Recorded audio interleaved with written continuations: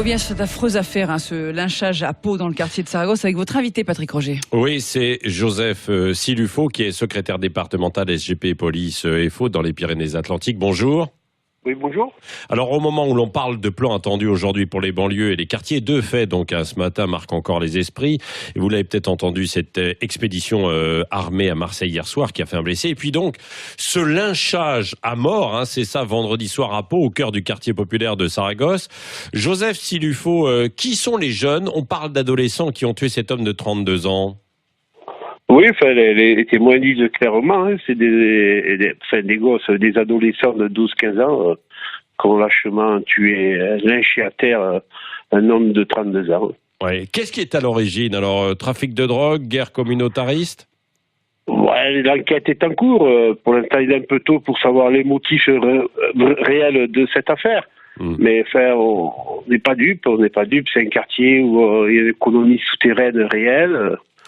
La personne qui est décédée était connue par nos services au niveau Paris pour trafic de stupéfiants. On peut faire la parallèle, bien sûr. Oui, le parallèle sur le trafic de drogue. Et puis même, François Bayrou parlait donc d'actes graves, certains sur fond de communautarisme. Qu'est-ce que ça veut dire précisément alors? On ne s'entend pas entre communautés dans ce quartier? Oui, il y a des nouveaux, des gens sont arrivés il y a peu de temps, d'origine étrangère, différentes que celles qui étaient sur place. Ça met des tensions, c'est très violent et c'est vrai que c'est une guerre en permanence de tous les jours. De tous les jours, vous dites, mais c'est quand même assez incroyable. Et que fait la police? Il n'y a pas suffisamment de forces de l'ordre dans le quartier?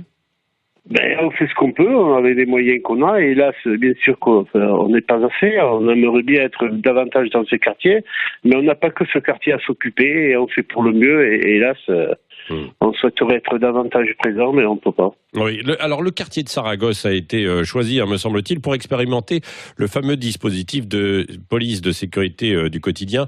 Vous attendez justement des renforts pour ça? Oui, le ministre, ce week-end, sur son compte Twitter, a annoncé 10 fonctionnaires supplémentaires pour le quartier de Saragosse dès septembre. C'est une excellente chose, mais on peut faire les plans qu'on veut. Tant qu'on ne met pas en échec l'économie souterraine dans ces quartiers, on pourra faire ce qu'on voudra. On sera toujours les quartiers à problème. Oui. Et là, vous ne pouvez pas suffisamment intervenir alors sur cette économie souterraine dont vous parlez, donc c'est-à-dire le trafic de drogue qui est à ciel ouvert, quoi. Tout à fait. Pourquoi? Toujours par manque d'effectifs. La sûreté départementale a un manque d'effectifs. Les brigades anticriminalité à Pau-Boitiers par manque d'effectifs. Il y a un seul véhicule qui patrouille en bac sur la circonscription paloise, c'est insuffisant.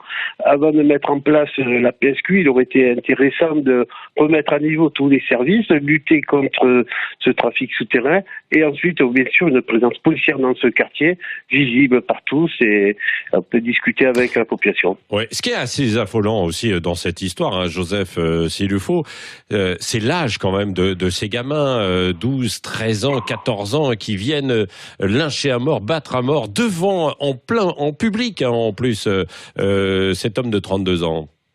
Oui, c'est très très très inquiétant, mais hélas, c'est pas une fatalité. À partir du moment, ils ont tout goûté à l'argent facile du grand frère ou du cousin. Oui. Ils protègent leurs ventes, ils protègent leur quartier. Oui.